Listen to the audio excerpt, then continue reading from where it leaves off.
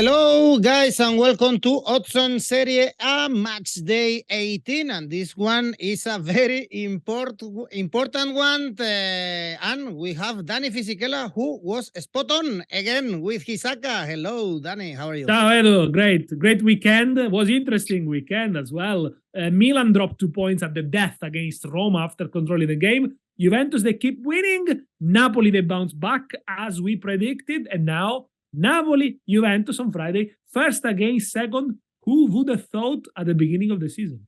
Indeed, this is the first game actually in this match day. So, guys, remember to leave your comments, your tips, press the like, subscribe, Danny, and let's start analyzing the game we have on Friday. We have this Napoli-Juventus, as you say in Italy, Danny, partita scudetto, even if we are in January. In the last 3 seasons, actually, Napoli won this game at the Diego Armando Maradona, and Napoli was able to bounce back against Sampdoria after the first defeat of the season against Inter. And Danny, Juve keep doing the Juve thing, as we said in the previous video, 8 consecutive victories to 0.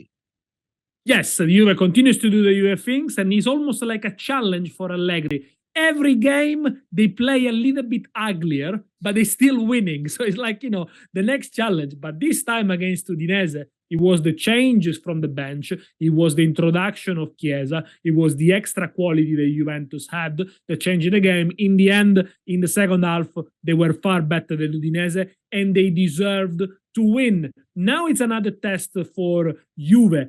Can they still play defensive? Can they still do a lot of positional defense and get out of the Maradona with points? We will see, because the stats of Juventus say 2 things. First of all, they are the best defense in Serie A, but if you look at the expected goal conceded, they should have conceded 7 goals more than what they actually did.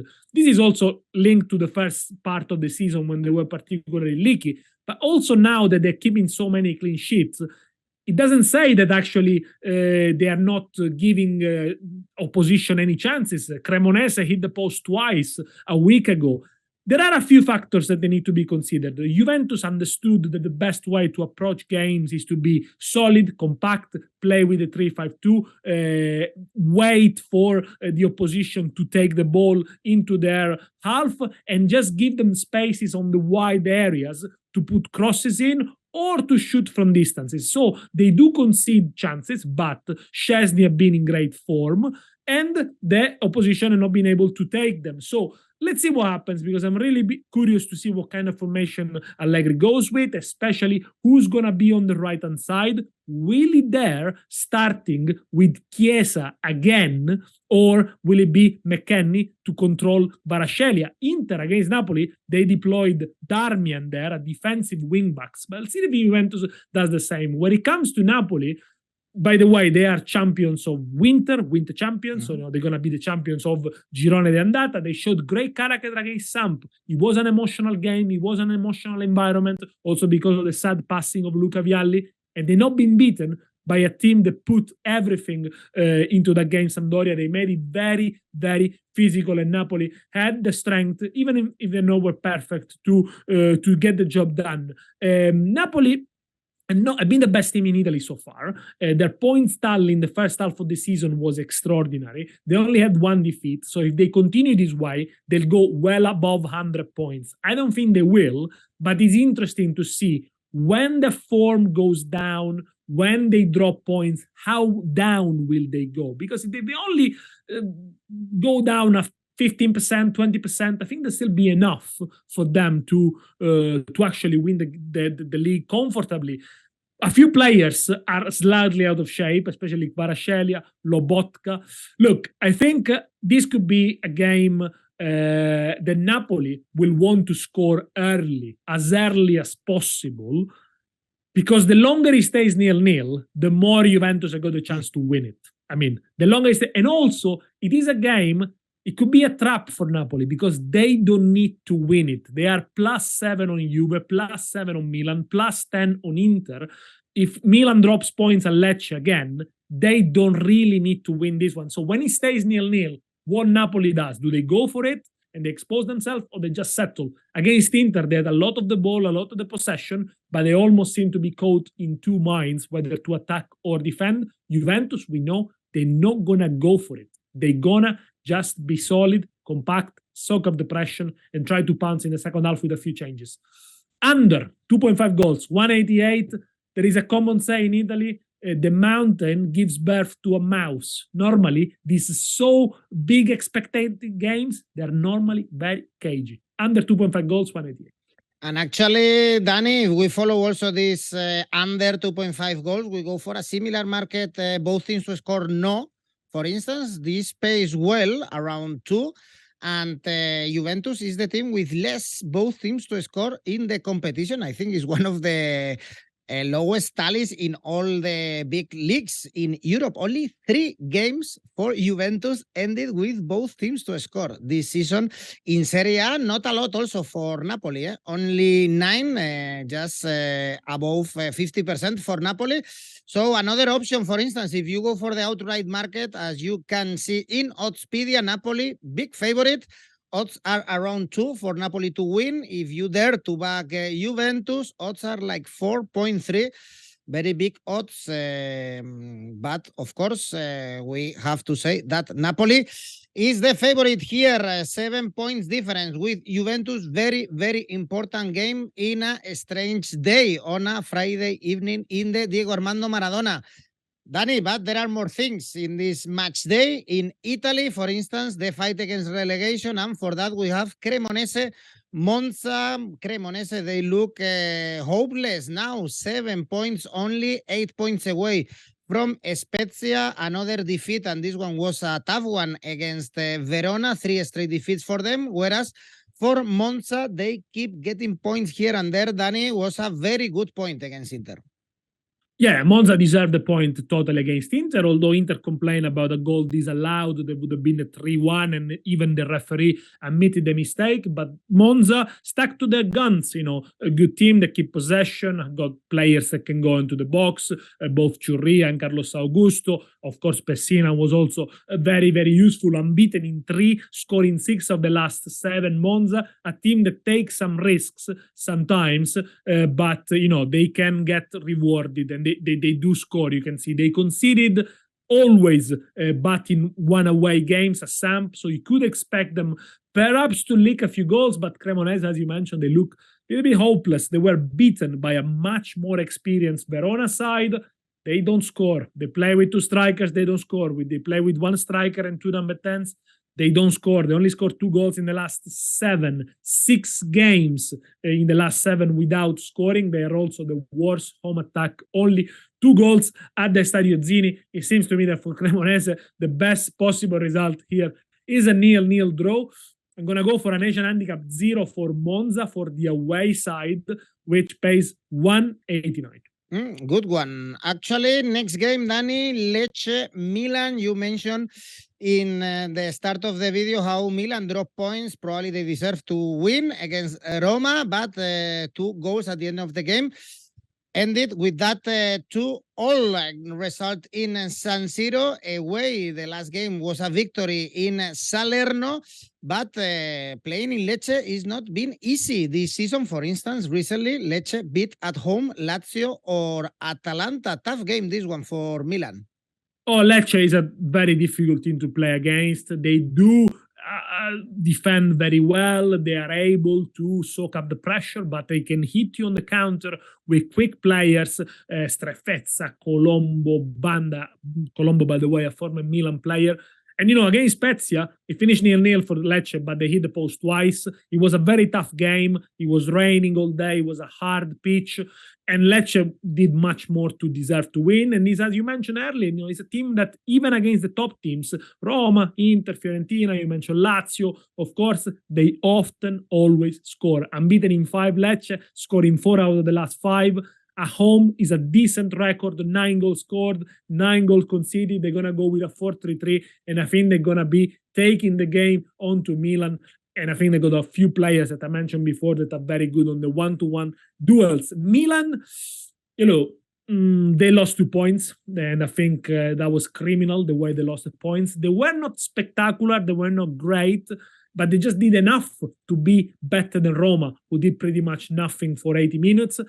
And then maybe some people say the substitutions from Pioli, took out Giroud, brought in Gabbia, brought in De Ketelaere, who's again had a bad game. And then Roma start bringing in a lot of strikers. And then Milan conceded from 2 free kicks. Is the lapses in concentration. Look, I think we don't have to be too severe with Milan because of the results. I mean, the performances, they were better than Roma, but is the lapses of concentration that they've been happening time and time again?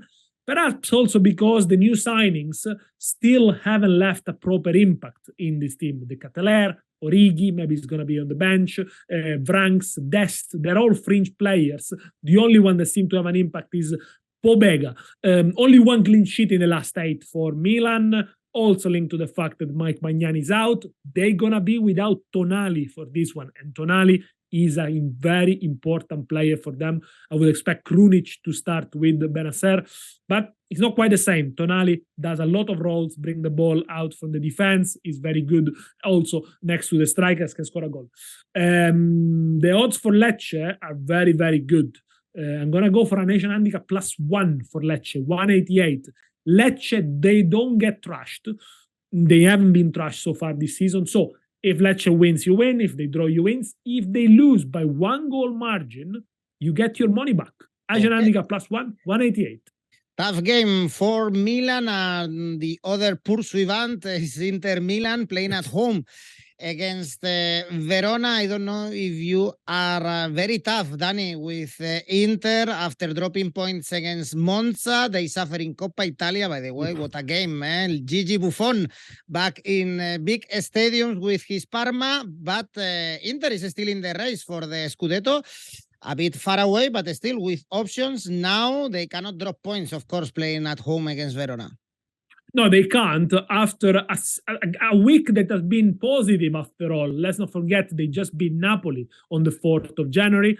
But then a Monza, look, depends how you want to look at the glass. If you want to look at the glass half empty, you'll say, again, they drop point, lapses in concentration. So the changes that Inzaghi made with Dumfries, with Gose, and with Gagliardini had a negative impact on the team. Lukaku was pretty much non-existent, again, as a small injury, so probably he's not going to play this game either. Yes, but if you look at the glass half full, you will say, well, Inter were 2-1 up. Acerbi's goal should have stood. Lautaro hit the post. He had a good return after his World Cup. He scored 2-2, also scored against Parma to take the game into extra time. And yeah, basically Inter won, Inzaghi made me laugh because he says, we basically practically won 3 games because Acerbi goal should have stood. Well, no, they won 2 games. Well, they won 1 game, they drew 2 because with Parma, they went into extra time, and what a bad performance it was in Coppa Italia. I'm very worried about when you look at some of the Inter fringe players and the quality that they're able to bring. If they're not able to impact the game against Parma, 16 Serie B, who hadn't played a game since 26th of December, and I'm talking about the likes of Aslani, Gosens, Gagliardini, Correa, who's been dreadful. I mean, really, this is worrying, considering also Lukaku might be out, Çalhanoğlu might be out, Barella, Brozovic, they're still doubtful. But at home, Inter are solid. They only conceded 4 goals. They've already beat Samp, Cremonese, Spezia, all teams that are in the bottom of the table. They've obviously won the last 4. And against Verona, it could be tough, though. I think it could be tough because Verona showed good fighting spirit against Torino, against Cremonese. Maybe they found the man that could lead the attack, is the tall man, Juric. They do concede not too many goals away from home, 13, so it's mid-table, respectable, scoring 3 out of the last 4 away games Verona. Look, I think for Inter, this is going to be a complicated game that they could win, but I can't imagine them scoring too many goals. If there is a bet you go, maybe it's Lautaro to score, strictly striker, score already in 2 games, potentially could score on another one. If Çalhanoğlu is not in, he will be on penalties as well. By the way, Inter play Milan in the Supercoppa Italiana next Wednesday, so there might be a few rotations considering the trophy that is a stage. Under 1.25 goals in the first half pays amazingly well, 201. So the bookies are expecting a goal fest. I am not. If there's only one goal in the first half, you win half your stake. Under 1.25 goals in the first half, 2-1. Inter to struggle a little bit against Verona, Yes. 7 victories, 1 defeat at home for Inter. As Danny said, only 4 goals conceded playing at home, Inter. And let's go with the games we have on Sunday, Danny. Sassuolo, Lazio, 2 teams in really poor form. Sassuolo getting closer and closer to the relegation spots. 5 defeats in the last 6 games. I don't know if Dionisi can be in danger. And also Lazio, they drew against Empoli before defeats against Lecce and Juve, also in poor form. Lazio should be Sassuolo, let's start with them. They should be disappointed for the many chances they missed against Fiorentina. The only good news is that Berardi is back and scored 2 in 2 since his return from injury. But it's a team that has dropped back quite a lot. No wins in 6, only 1 win in the last 10 games. And 3 out of the 4 wins so far this season, they came at home, where they've been better, more solid than in previous season, only conceding 9 in 8. But it's a team that struggled to keep going. And they're going to be without 2 very important players for 3-4 weeks. Consigli, the goalkeeper, that often saves them. Sassuolo is a team that concedes a lot of chances, and Pinamonti. So now Berardi is back. Pinamonti is out. Lazio, very strange start of the season, of the new year. They were cruising against Lecce. They were cruising against Empoli. They even had the chance to make it 3-0 against Empoli at the weekend. And then somehow they switched off. They conceded, look at the goal they conceded for the 2-1 of Caputo. They were caught on the break. I mean, they were 2-0 up with 20 minutes to go, and Empoli scores on the break. I think Lazio is a team that you can tell is very well coached and drilled against teams that let them play, that don't press very high. They're almost unplayable. You can see some of the plays that are really straight from the training pitch and executed to perfection. But as soon as the tension rises a bit and the emotions are involved, somehow they lose their mind. But they have a great potential. You know, only Napoli has 2 other top scorers in the top 10 of Serie A. Lazio has Immobile with 7 goals and Zaccagni with 6. They only conceded 6 goals away. So again, they are based their success in a solid defense. I like here the win for Lazio. I think it pays well. But if you want to be a little bit more cautious, you can go Asian handicap minus 0.25, which pays 199. Means that if they draw, if he ends in a draw, you only lose half your stake. So it's Lazio Asian handicap minus 0.25, 199. Next game, we have Torino and Spezia. Spezia, they are 4th from bottom, 6 points away from relegation. They are getting points lately for undefeated games. The last one, a draw against Lecce, and Torino also is drawing a lot. Danny, 3 draws in a row. Perhaps if you want to risk a little bit, the draw is not a bad idea here. Yes, it is. Although Torino against Salernitana should have scored 4 goals at least in the first half. They played very good football, lacking of cutting edge, but again, a fantastic performance by Memo Ochoa, who's, you know, in 2 games already made maybe 15 saves. They're going to go down in the highlights at the end of the season. Probably Torino I got is, what's their objective this season? Where do they aim to finish? Also, Juric, the manager, says finishing 10th. It's not an objective, you know. What does it mean? They cannot go in Europe. I don't think they got enough firepower. They're never gonna be relegated. Their home form has been okay, although they only scored 7 goals at home. So really, they need to try to pick themselves up a little bit more and establish themselves at least just below the top 7. At home, they are okay. They're scoring 4 out of the last 5. They beat Milan recently. And now they play a Spezia side who's very well organized. Gotti has done a very good job with a relatively young group of players. Set them up well on a 3-5-2.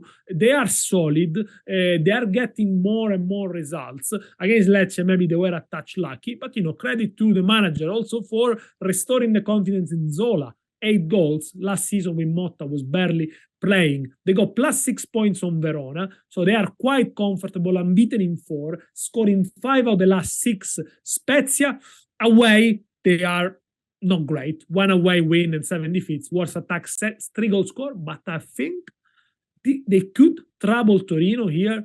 both to score. Maybe it could be a both to score and over 2.5 goals, in which case I would imagine Torino to win. I'm going to go for both to score here to try to give you a little bit more value, 205.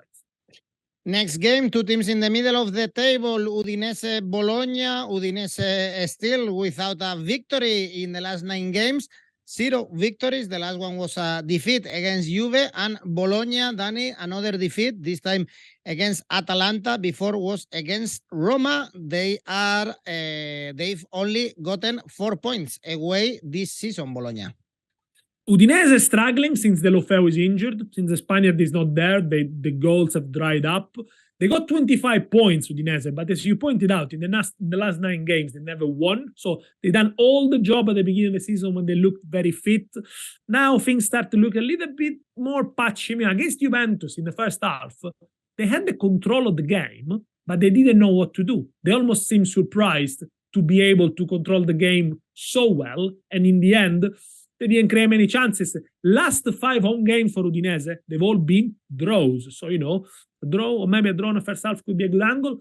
Bologna, I feel sorry for them because against Atalanta, they were without Arnautovic, Barrow, Zirkzee. They took the lead thanks to Orsolini, third goal of the season. Maybe they took the lead too early in the 6 minutes. Then in the end, Motta could not affect the game with many attacking changes once Atalanta go back into the game. But, the last 8 games have been decent. 4 wins, 4 defeats.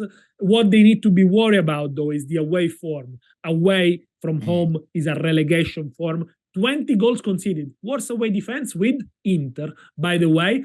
Depends. Look at the lineups. I think if they're still without Arnautovic and Barrow and Udinese are without Deulofeu, I can't imagine too many goals, to be fair, to be scored.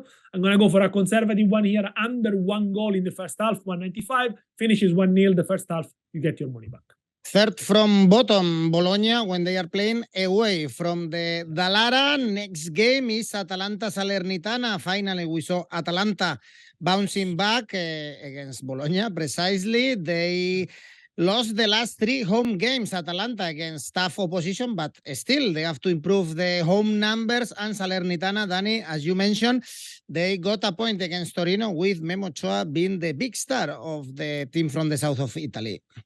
And for Atalanta, we have to praise once again Gasperini because his changes affected the game at Bologna, as they did in the previous game against Spezia. This time he brought in Boga in the second half and Ederson, and they were contributing to the goals. Second goal in a row for Højlund, the young Danish striker. A good turnaround, really, because Muriel and Zapata are misfiring. What happens with Atalanta? They seem to start game really, really slowly. They conceded the first goal in 3 out of the last 4 at home. They conceded 11, lost 3. Is still work in progress, but I feel now Gasperini is being a little bit more audacious, more courageous. Remember, at the beginning of the season, they were really conservative, and we were all surprised Atalanta were not leaking goals.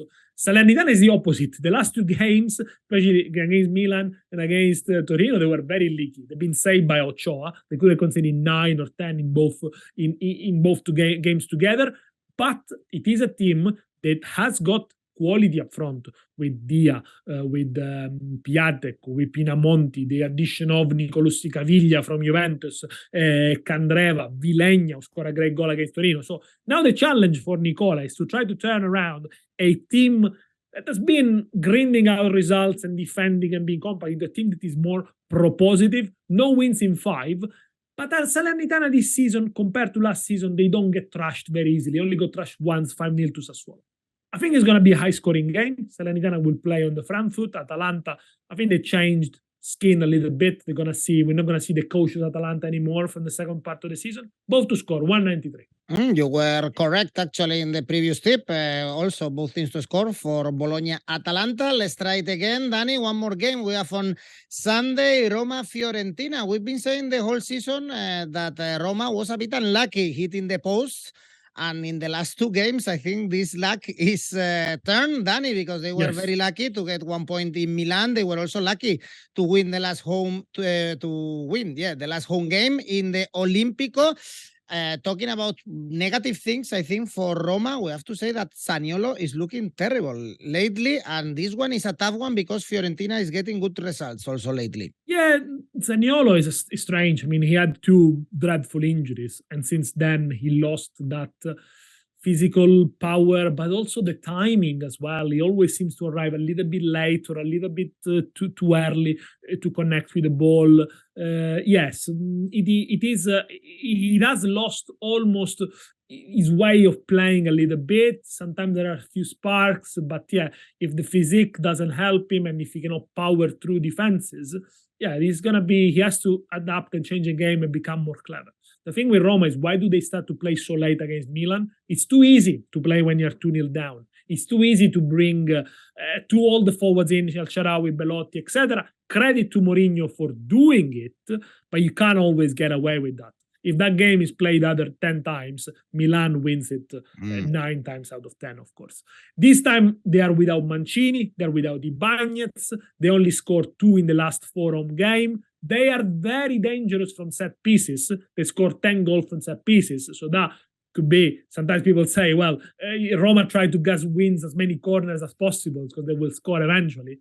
But I think it can't just go on like this. Even Dybala, he was a little bit out of tune against Milan. Let's see if they can bounce back. But they're going to play aside Fiorentina that still have issues. I think they're still not able to control the games as much as they want, but they found more confidence in front of the goal for sure. They always score in the last 8 and, win in the last minute with a penalty from Nico Gonzalez was a good boost.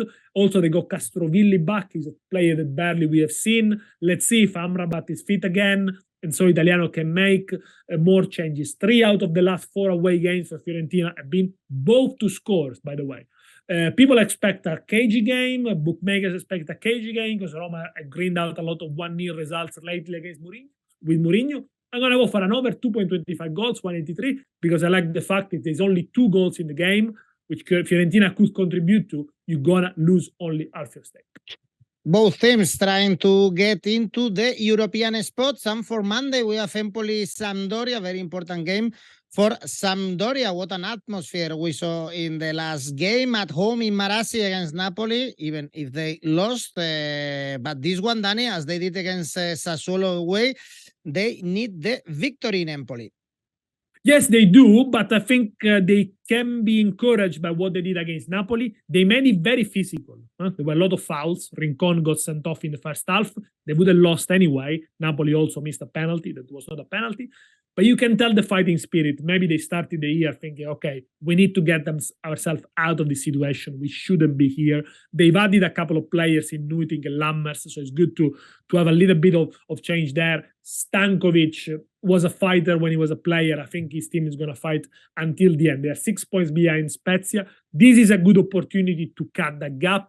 They only won 2 away games so far this season. They only scored 6 goals away, so not many. By the way, 1 more than Juventus, but they need to just be more consistent. Empoli, I was a little disappointed with them against Lazio because they were very negative initially, no high press. They paid Lazio too much respect, and Lazio were able to play through them. Then in the second half, they switched. They understood that Lazio perhaps thought the game was already won, and Caputo scored. Caputo, by the way, now plays against his former team, Sampdoria. He had a very bad spell there. Let's see if he's up for revenge. They're unbeaten in 3, Empoli, scoring 4 out of the last 5 games. They are a young side, inexperienced, sometimes naive. Sometimes they concede late goals. They have a very good keeper in Vicario. I think Sampdoria, they're going to get points out of this one. I don't think they're going to lose it. But if you look, because the odds are so favorable for Empoli, if you go for the Asian handicap plus 0.25 for Sampdoria, that pays 201. How good is that? If they draw, you win half your stake. I want to see Sampdoria again next season in Serie A after seeing all the highlights from Vialli, Mancini. This is a team that belongs to Serie A. Danny, beautiful analysis as always for this very important match day of Serie A with Napoli Juve. Let's finish the video with your safe bet for this match day. Best bet, safe bet, Lazio Asian handicap plus 0.25 against Sassuolo. That pays 153. That means if Lazio wins, you win. If they draw, you win half your stake. And Danny is the GOAT, as many people are saying in our videos, because he's nailing many ACCAs lately. Let's try a new one. Okay, thanks for watching. Of course, thanks for your comment. Inter Verona under 3.5 goals, Udinese Asian handicap 0, Atalanta Salernitana over 2.5 goals, Roma Fiorentina over 1.5 goals. The total odds together 560. Let's take a second to write some notes, and of course, remember to leave your comments on this video and keep enjoying Serie A. Support us, press the like, subscribe, tell your friends, and we will be doing, Danny, so many more videos. Thanks everyone for watching, and see you very soon. Bye-bye. Ciao, see you soon. Bye-bye.